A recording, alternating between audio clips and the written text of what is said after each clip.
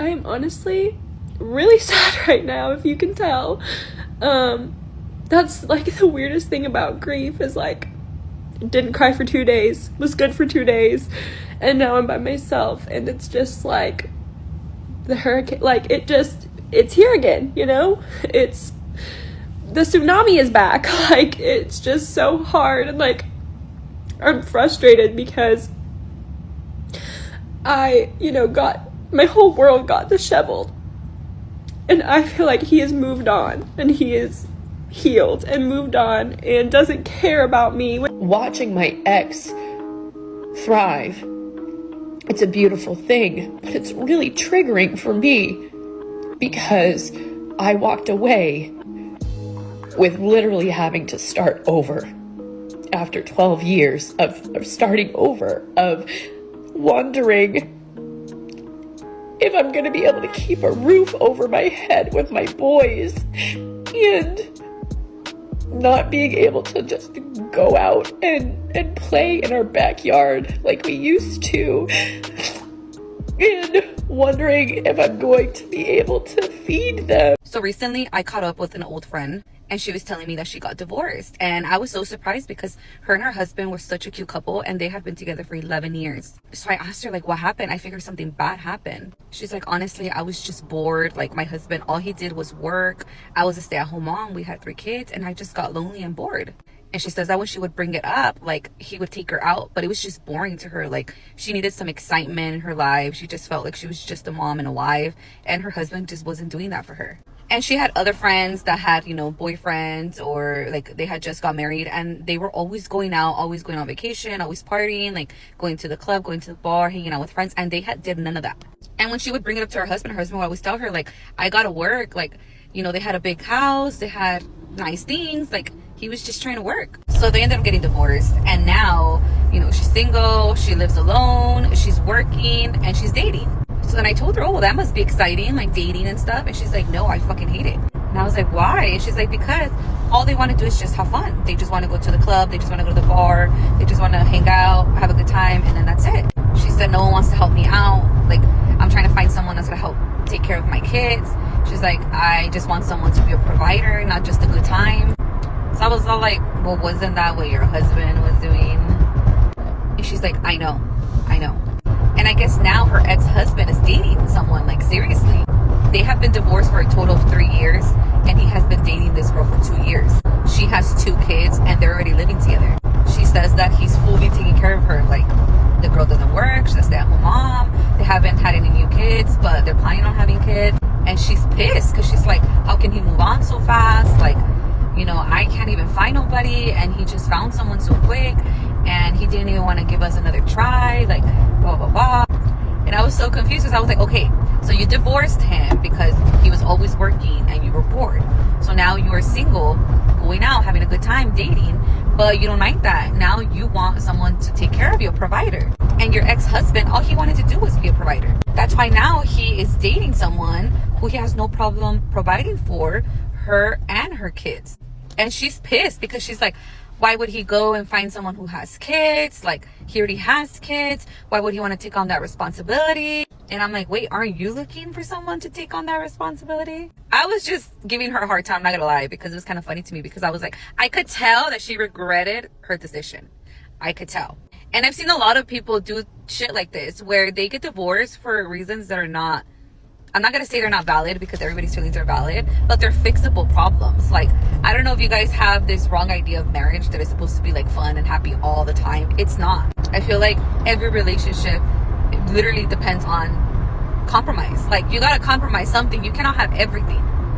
And to be honest with you, like, if she was willing to give up on him that quick, like, maybe she just didn't love him that much, because I cannot even imagine just me being like, oh, I'm bored, I'm gonna divorce my husband, like, no, you figure it out, you work it out. But I could tell that she's regretting it, because what she thought she wanted is not what she thought she wanted.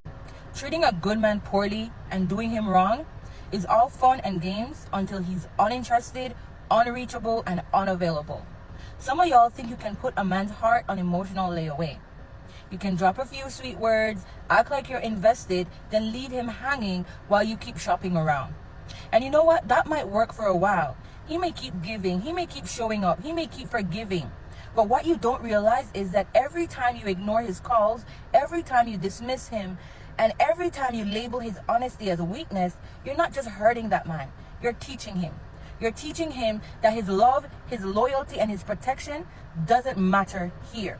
And brick by brick, you're building up his disgust until one day, the only thing he feels for you is distance. And you know what? When that house of disgust is finished, he moves out. Suddenly, that man who used to bend over backwards to make you happy won't even flinch when you cry. Suddenly, those arms that used to hold you tight becomes hands that don't even reach for you. Listen, all those long talks and deep laughs that you used to share, they're just memories that sting because you played with a man who only ever wanted to love you right. And anytime you take that good man for granted, you're teaching him how to live without you. And sister, don't be surprised when he perfects the art of living without you. Don't be surprised when he moves on and never looks back. A lot of the times, men think that they fucked up a relationship just because the female left him. But what she's not going to tell him, especially as of right now, is she left because it was just how she was feeling in the moment. Me personally, I'm fortunate enough to be smart enough to not leave based on feelings, right? Because I'm a committed person. But a lot of these females, they're a little immature, and it's just like in the moment. It's an in the moment thing. And then they're all like, shit, I left, but how can I even come back from that? Like, you know, it's kind of embarrassing for her because it's all like, I left for no reason, and if I come back, then I'm gonna look stupid, right?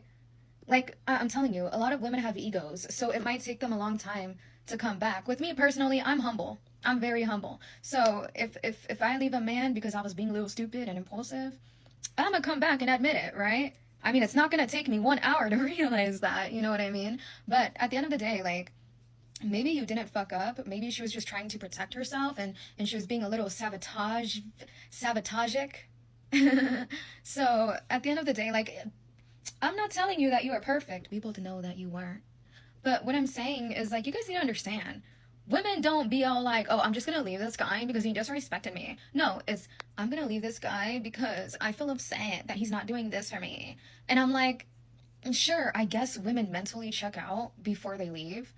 But a lot of the times that's not the case. Like, a female can be so emotional that she just leaves you, right? Because she has these standards in her head, and then you're not doing it, and it's like, I'm gonna leave, right? So, yeah, take accountability for the contribution that you made to it, but I don't want you to put the full blame on yourself, because, like, no. And of course, women are gonna go in my comments, and they're not gonna admit to this, right? Why would they? Like I told y'all, because it's embarrassing. They're not humble enough to admit this. So, yeah, I'm the one that's gonna fucking tell y'all the fucking truth. But these women are all like, not me though. They're not self-aware enough to realize that they're a problem in some sort of capacity. Sure, it may be true that some women ain't like that, but you get to decipher this, not a random chick in my comments trying to disagree with the shit that I say. I don't believe them unless I believe them. Okay? Because what they're not doing is, yeah, they're saying, I'm not like that, but they're not giving context, like, oh, your ex, like, slapped you into tomorrow and you didn't come back to him. Oh, yeah, well, right. Listen, the biggest mistake a woman can make is taking a good man for granted, all because she believes she has options. Let's make something clear. Just because you've got men in your DMs doesn't mean any of them love you. Don't get it twisted, ladies. Attention is not affection, and desire is not devotion. A real man, listen, the kind of man that truly loves you, he's not easy to find, because that type of man, he listens to you, he protects you, he believes in you, he invests in your growth, and he stays consistent even when you're not at your best. But you know what happens many times? You know what we do as women many times? We don't play him. We compare him to the flashy guys. We compare him to the emotionally unavailable men. Sometimes they insult him, ignore him, manipulate him, treat him like he'll always be there until he's no longer there. And then, when he finally walks away, that's when the realization kicks in. That's when you realize the truth. Those men in your inbox, they weren't really trying to build anything. They were just passing time. And now, the one who was ready to give you the world is gone. Listen, ladies, don't be fooled. Gifts aren't love. Sex isn't commitment. And good morning, beautiful, and those texts from strangers don't mean that you're being cherished. Sis, you can find a man who wants your body on every street. But a man who wants your soul, who wants to help you heal, who wants to build a future with you, that type of man is very rare. So if you've got a man who's consistent, who supports you, who corrects you in love, who forgives you, who invests in you and stays loyal when things aren't perfect, protect that man at all costs. Appreciate him. And stop playing games, sis. Because even the strongest man has a breaking point. And you know what? The biggest regret is realizing that you lost something that was real. You lost something that was valuable because you didn't value it when you had it in your hands.